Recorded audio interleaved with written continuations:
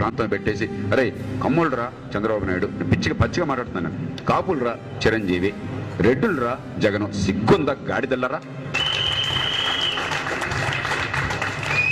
2014లో నా బతుకులు ఎవడు బాగు చేస్తాడని ఆలోచించే ఇంగిత జ్ఞానం లేకపోతే మీరు మనుషులను చెప్పుకుంటారా? ఎట్లా చెప్పుకుంటారు? పిల్లాడికి మంచి పాఠాలు కావాలంటే నా కులం కాబట్టి పనికి మాల గాడి దగ్గరికి పంపిస్తానా? ఏ కులమైనా కూడా బ్రహ్మాండంగా పాఠాలు చెప్పే దగ్గర పంపిస్తాను. ఇంట్లో ఎవరికైనా ఆపరేషన్ కావాలి, అర్జెంటుగా ప్రాణదానం చేయాలని చెప్పంటే కత్తి పెడితే ప్రాణం పోయేవాడిని నా కులం కాబట్టి అని చెప్పి నా వెధ దగ్గరికి పంపిస్తానా? నా బిడ్డ ప్రాణాలను కాపాడుకుంటానా? పరిపాలన అలాంటిది కాదు. ఇది అందరికీ పంపించండి మెసేజ్. ప్రతి మనిషికి వెళ్ళాలి.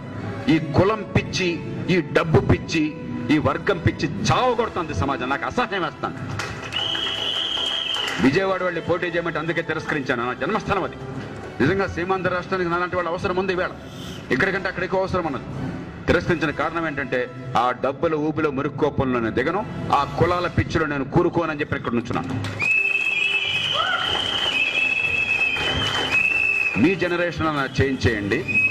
మీరు ఒక్క పని నాకు చేసి పెట్టండి. పెళ్లి కాని వాళ్ళంతా కూడా ఆడపిల్లలు, అబ్బాయిలు ఈ ఒక్క విషయంలో తల్లిదండ్రుల మాటలను పూర్తిగా తిరస్కరించి నచ్చిన జీవిత భాగస్వామిని కులానికి అతీతంగా పెళ్లి చేసుకుని 20 ఏళ్ల తర్వాత కులం ప్రసక్తి రాకుండా చేయండి. I wish you all the very best.